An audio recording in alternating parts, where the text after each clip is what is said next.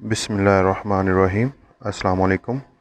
मेरा नाम अब्दुर्रशीद रिज़वान है और हम 10th क्लास की जो नई बुक आई है उसको हम स्टडी कर रहे हैं।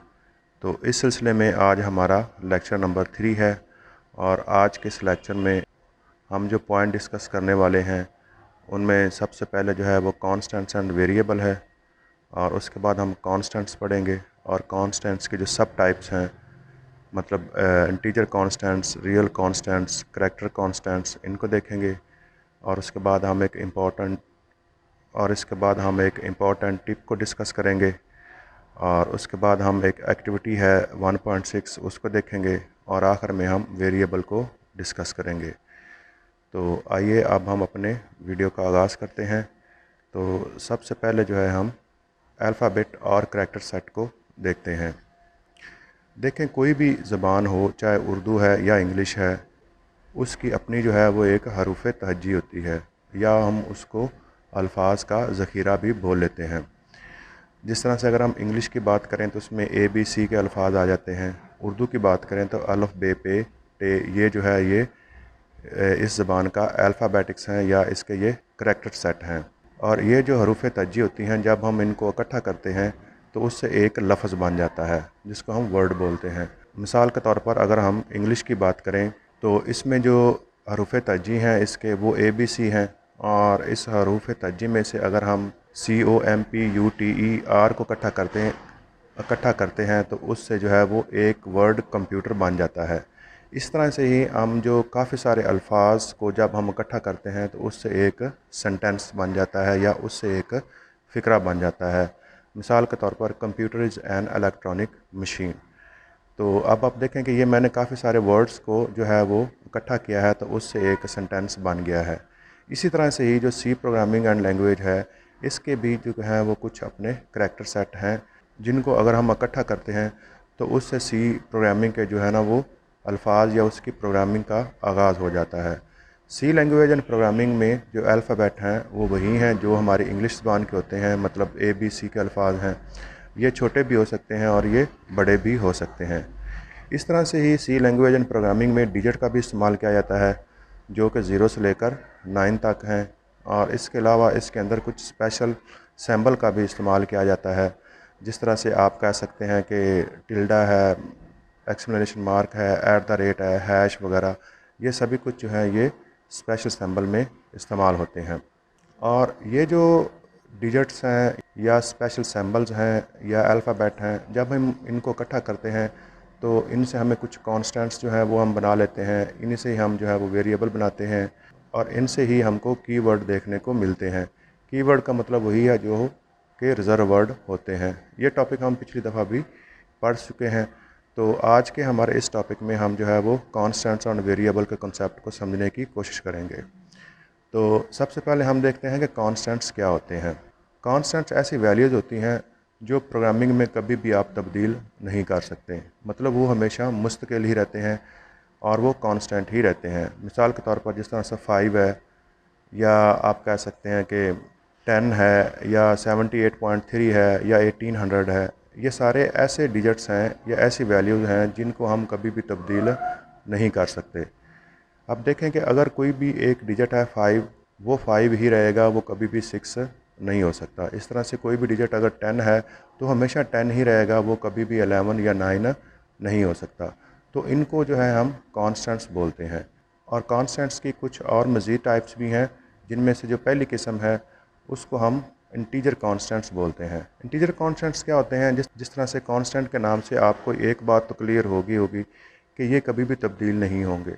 और इसके साथ जो पहला वर्ड लगा हुआ है इंटीजर, उससे क्या मुराद है? इंटीजर से मुराद हमारे वो वैल्यूज़ होती हैं जिनके साथ जो है ना वो फ्रैक्शन पॉइंट या इशारिया नहीं आ रहा होता, और ये हमारे होल डिजिट होते हैं। जिस तरह से 5 है, 10 है, 78 है, 1800 है। अब आप देखें तो इनके साथ कोई भी पॉइंट जो है वो या इशारिया जो है वो इस्तेमाल नहीं किया जा रहा, मतलब जिसके साथ पॉइंट या इशारिया ना आए तो उसको हम कहते हैं कि ये हमारे इंटीजर कांस्टेंट्स हैं। इसके साथ हमारी जो कांस्टेंट की दूसरी किस्म है उसको हम बोलते हैं रियल कांस्टेंट्स। रियल कांस्टेंट्स जो होते हैं इनके साथ जो है ना वो इशारिया ज़रूर आता है। जिस तरह से आपको ये एग्जांपल में नज़र आ रहा है 3.16, 16.333, 76.0, या ये माइनस में भी हो सकते हैं। जिस तरह से ये माइनस की आपको एग्जांपल नज़र आ रही है। मतलब जो कांस्टेंट्स होते हैं हमारे, वो नेगेटिव और पॉजिटिव दोनों में शामिल हो सकते हैं। बेशक वो इंटीजर कांस्टेंट हो या वो रियल कांस्टेंट हो, इनके साथ जो है वो माइनस या प्लस जो है ना वो आ सकता है। मतलब ये पॉजिटिव भी हो सकते हैं और ये नेगेटिव भी हो सकते हैं। और इसके बाद हमारी जो तीसरी किस्म है कांस्टेंट्स की, वो है करैक्टर कांस्टेंट्स। करैक्टर कांस्टेंट्स क्या होते हैं कि ऐसे अल्फाज जिनको हम सिंगल कॉमास के अंदर जो है ना वो क्लोज़ कर देते हैं, उसको हम कहते हैं कि ये हमारे करैक्टर कांस्टेंट्स हैं। जिस तरह से आपको एग्जांपल में नज़र आ रहा है कि पहले मैंने एक कॉमा लगाया है और उसके बाद मैंने 6 लिखा है और फिर मैंने एक कॉमा लगा दिया है। अब कॉमा के अंदर जो आपके कांस्टेंट्स होंगे उसको हम करैक्टर कांस्टेंट्स बोलेंगे। या आप कह सकते हैं कि ऐसे अल्फाज जिनको कॉमास के अंदर आप लिख देते हैं उनको हम करैक्टर कांस्टेंट्स बोलते हैं। तो ये 3 किस्में हैं कांस्टेंट की। पहली जो थी वो इंटीजर कांस्टेंट है, ठीक है, जो कि प्लस भी हो सकता है और माइनस भी हो सकता है, लेकिन इसके साथ इशारिया का डिजिट नहीं आता। और इसके बाद हमारा रियल कांस्टेंट है, जो कि प्लस भी हो सकता है माइनस भी हो सकता है, लेकिन इसके साथ इशारिया का डिजिट आता है। और तीसरी किस्म अभी हमने देखी है करैक्टर कांस्टेंट की। करैक्टर कांस्टेंट्स क्या होते हैं कि जो सिंगल कॉमास के अंदर लिखे होते हैं हम उसको करैक्टर कांस्टेंट्स बोलते हैं। तो इस सिलसिले में जो एक इम्पॉर्टेंट टिप है वो ये है कि ऐसे अल्फाज जो आप डबल कॉमास के अंदर लगा देते हैं वो क्योंकि करैक्टर कांस्टेंट हो जाते हैं, और ये जो हमारे पास इंटीजर कांस्टेंट होते हैं जिनके गिर्द डबल्स कॉमा नहीं लगा हुआ होता, ये एक दूसरे के इक्वल नहीं हो सकते। मिसाल के तौर पर कि अब देखें कि अगर हमने एक करैक्टर कांस्टेंट लिया है, मतलब शुरू में हमने कॉमा लगाया है, फिर कोई डिजिट लिखा है जिस तरह से 9, और उसके बाद हमने कॉमा लगा के उसको क्लोज़ कर दिया है, और ये जो है ये बराबर नहीं होता है जो हमारा इंटीजर कांस्टेंट है, मतलब 9 के। ये दोनों एक दूसरे के बराबर नहीं होते। इसी तरह से जब ये एक दूसरे के बराबर नहीं होते तो इसका मतलब ये है कि हम जो है वो करैक्टर कांस्टेंट को कांस्टेंट के अंदर ऐड प्लस माइनस जो है वो हम नहीं कर सकते, क्योंकि जो कॉमास के अंदर लगे हुए हैं वो हमारे करैक्टर कांस्टेंट्स हैं, और जो हमारे कॉमास के बगैर लगे हुए हैं वो जो हैं वो इंटीजर कांस्टेंट हैं। तो इस तरह से ये जो डिजिट्स हैं, ये इस तरह से ये जो हमारे पास करैक्टर कांस्टेंट्स हैं और इंटीजर कांस्टेंट्स हैं, इनके ऊपर आप मैथमेटिकल ऑपरेशन जो है वो अप्लाई नहीं कर सकते। इसके बाद हमारे पास एक एक्टिविटी है 1.6, और इसमें कुछ जो है वो कॉन्स्टेंट्स दिए गए हैं। तो वो कह रहा है कि आप इसमें हमें बताएं कि कौन से हमारे पास जो है ना वो इंटीजर कांस्टेंट्स हैं, कौन से रियल हैं और कौन से करैक्टर कांस्टेंट हैं। तो अब ये पहले लिखा हुआ है 12। तो जिस तरह से हमने एग्जांपल में देखा था कि ये हमारे पास एक इंटीजर कांस्टेंट है। आगे 1.2 लिखा हुआ है, तो ये कौन सा हो गया, ये रियल कांस्टेंट हो गया। और ये देखें यहाँ पर कॉमाज लगे हुए हैं स्टार के इर्द गिर्द, तो ये हमारे पास कौन से हैं, ये हमारे पास करैक्टर कांस्टेंट है। इस तरह से -21 लिखा हुआ है। तो जिस तरह से मैंने आपको पहले बताया था कि जो हमारे पास इंटीजर कांस्टेंट होते हैं वो प्लस माइनस हो सकते हैं, तो ये -21 है, तो ये यहाँ पर फिर कौन सा हो गया, इंटीजर कांस्टेंट। और आगे लिखा हुआ है 32.768, तो इसके साथ जो है वो पॉइंट का डिजिट जो है वो इस्तेमाल हुआ है। तो हम ये कह सकते हैं कि ये कौन सा है, ये एक रियल कांस्टेंट है। तो ये एक रियल कांस्टेंट है। तो अब आप यहाँ पर देखें एक हो तो इसके गिर्द कॉमाज लगे हुए हैं, मतलब ये करैक्टर कांस्टेंट है। और ये देखें ये -12.3 लिखा हुआ है, तो ये हमारे पास जो है ना ये रियल कांस्टेंट है। और ये 41 जो है ये कांस्टेंट है, 40.0 ये हमारे पास रियल कांस्टेंट है। और यहाँ पर फॉरवर्ड स्लैश के ऊपर जो है ना उसने सिंगल कॉमास का इस्तेमाल किया है, तो सिंगल्स कॉमास वाले जो होते हैं वो करैक्टर कांस्टेंट ही होते हैं। तो ये हमारी एक्टिविटी थी वो 1.6 थी। तो इसके बाद हमारा अगला टॉपिक है वेरिएबल्स का। वेरिएबल जो होते हैं वो प्रोग्राम के अंदर इनको तब्दील किया जा सकता है। सीधी सीधी जो इसकी डेफिनेशन बनती है कि वेरिएबल्स वो होते हैं जिनको हम प्रोग्राम्स के अंदर तब्दील कर सकते हैं, और कॉन्स्टेंट्स क्या होते हैं जिनको हम प्रोग्रामिंग के अंदर तब्दील नहीं कर सकते। तो अब हम जो डिस्कस करने जा रहे हैं वो है कि वेरिएबल्स, और वेरिएबल जो होते हैं इनको हम प्रोग्राम्स के अंदर जो है ना वो तब्दील कर लेते हैं। वेरिएबल जो होते हैं असल में वो कोई भी एक मेमोरी का एड्रेस होते हैं या मेमोरी की एक लोकेशन होती हैं। और ये बात याद रखिएगा, जहाँ पर भी वर्ड मेमोरी का इस्तेमाल हो रहा होता है उससे मुराद हमारा रैम होता है, रैंडम एक्सेस मेमोरी होता है। और ये जो वेरिएबल्स होते हैं ये हमारी कंप्यूटर की जो मेमोरी होती है, मतलब रैम होती है, इसके अंदर इनको महफूज किया जाता है ताकि जब हम कोई प्रोग्रामिंग कर रहे होते हैं तो उस वक्त इनका महफूज होना ज़रूरी है ताकि उसके ऊपर जो है ना वो मज़ीद प्रोसेसिंग हो सके। और ये जो वेरिएबल्स होते हैं इनको हम प्रोग्राम के अंदर जो है ना वो तब्दील कर सकते हैं। इसका मतलब आप ये भी ले सकते हैं कि कोई भी एक वेरिएबल है जिसके अंदर कोई भी वैल्यू महफूज है, मिसाल के तौर पर 5, और बाद में हम जो ये वैल्यू 5 है इसको हम किसी और वैल्यू के साथ भी तब्दील कर सकते हैं। तो यहाँ पर मैंने आपको जो है वो दो एग्जांपल दिखाई हैं। जिस तरह से यहाँ पर मैंने लिखा हुआ है int a is equal to 5 और नीचे लिखा हुआ है int b is equal to 6।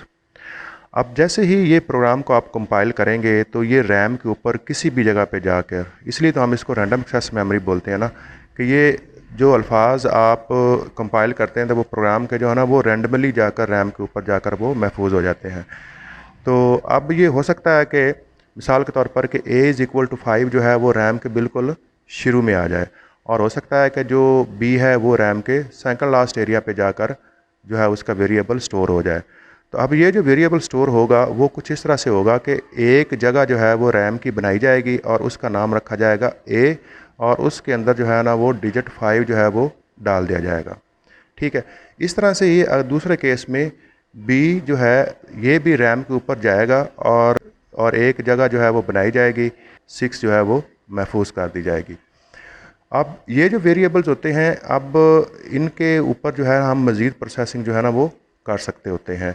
जिस तरह से मैं आपको ये अगली स्लाइड में दिखा रहा हूँ कि हो सकता है कि आपका प्रोग्राम जब रन होने के बाद आप में उसमें कुछ चेंजेस वगैरह करें, और हो सकता है कि a की वैल्यू जो है वो वहाँ पर 2 हो जाए, जहाँ पर पहले 5 थी रैम के उस एरिया पर जाकर जो है वो बाद में वैल्यू जो है वो a के अंदर 2 महफूज हो जाए। और इस तरह से हो सकता है कि b के अंदर जाकर वैल्यू जो है वो 10 प्रोग्राम के किसी हिस्से में जाकर हो सकती है। तो अब आप देखें कि ये हमारे वेरिएबल्स हैं। जब हमारा प्रोग्राम इनिशियलाइज हुआ है या रन हुआ है या कंपाइल हुआ है तो उस वक्त तो ए के अंदर 5 वैल्यू थी और बी के अंदर 6 वैल्यू थी, लेकिन प्रोग्राम की कुछ एग्जीक्यूशन हुई और एग्जीक्यूशन के बाद क्या हुआ कि ए के अंदर जो थी वो वैल्यू 2 होगी और बी के अंदर जो है वो वैल्यू वो 10 होगी। इसलिए हम कह रहे थे कि जो वेरिएबल्स होते हैं वो प्रोग्राम की एग्जीक्यूशन के दौरान अपनी वैल्यू जो है ना वो तब्दील कर सकते हैं और उनके अंदर वैल्यू तब्दील जो है ना वो होती रहती हैं। अब हर जो एक वेरिएबल होता है उसका एक जिस तरह से एक यूनिक जो है वो नेम होता है। जिस तरह से मैंने अभी कहा है कि ये ए है, ये बी है, इसको हम जो है वो आइडेंटिफायर भी बोल लेते हैं और उसकी अपनी एक डाटा टाइप होती है। ठीक है, जिस तरह से मैं आपको यहाँ पर एक और स्लाइड दिखा रहा हूँ, ये देखें आप। तो यहाँ पर देखें तो ए के अंदर जो है वो 2 महफूज है और सी के अंदर जो है वो 1.34 महफूज है। मतलब ए के अंदर जो डाटा टाइप है, हमारी जो डाटा है वो इंटीजर कांस्टेंट का है। ठीक है, और सी के अंदर जो है वो कौन सा है, वो फ्लॉट का डाटा है, या इसको हम रियल डाटा भी बोल लेते हैं जिसके साथ इशारिया इस्तेमाल हो रहा है। तो इसको हम कह रहे हैं कि सी के अंदर 1.34 है। अब ये जो सी की जो डाटा टाइप है, ये डाटा की किस्म है कि किस तरह का डाटा सी के अंदर आएगा, वो कौन सा है, वो रियल है या कि फ्लॉट है। अब आप इस तरह से डी को देखें तो डी के अंदर जो है वो कौन सा है, करैक्टर कांस्टेंट का डाटा जो है ना वो इसके अंदर महफूज हुआ है। मतलब एक्स के इर्द गिर्द हमने जो है ना वो कॉमा लगाया हुआ है, ये करैक्टर डाटा टाइप है। अब डी की जो है वो कौन सी डाटा टाइप होगी, यहाँ पर वो करैक्टर डाटा टाइप होगी।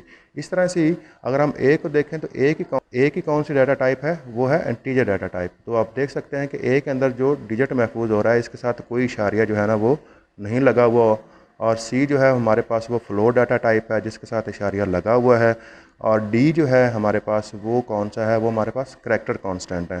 ठीक है, तो ये हमारे पास करैक्टर डाटा टाइप है। तो इस तरह से ही जो डाटा टाइप्स होती हैं वो सी लैंग्वेज में जो है वो 3 तरह की होती हैं, जिनमें से जो सबसे पहली है जब उसको हम इंटीजर डाटा टाइप बोलते हैं। ठीक है, और इसको हम शॉर्टकट जो है वो सी के अंदर वो इंट लिखते हैं, और इसके अंदर आपको पता है आपके वैल्यू कौन सी महफूज होती है, जिस तरह से 7, 8 या 5 है।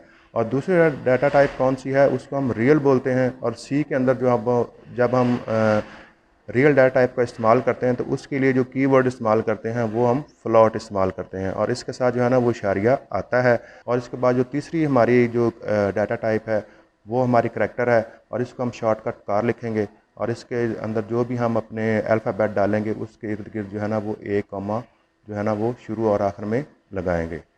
तो ये हमारी आज की वीडियो थी जिसमें हमने डिस्कस किया है कि कॉन्स्टेंट्स एंड वेरिएबल क्या होते हैं, और उसके बाद हमने कॉन्स्टेंट्स की जो सब टाइप्स हैं जिस तरह से इंटीजर कॉन्स्टेंट्स, रियल कॉन्स्टेंट्स और करैक्टर कॉन्स्टेंट्स को देखा है, और उसके बाद हमने एक टिप के बारे में भी डिस्कस किया है, और हमने जो एक्टिविटी है 1.6 उसको भी सॉल्व किया है, और आखिर में हमने वेरिएबल देखा है। तो आज की वीडियो हमारी यही तक थी। नेक्स्ट वीडियो तक अपना ख्याल रखिए, मेरे चैनल का भी ख्याल रखिए। मुझे इजाज़त दीजिए। अल्लाह हाफ़िज़।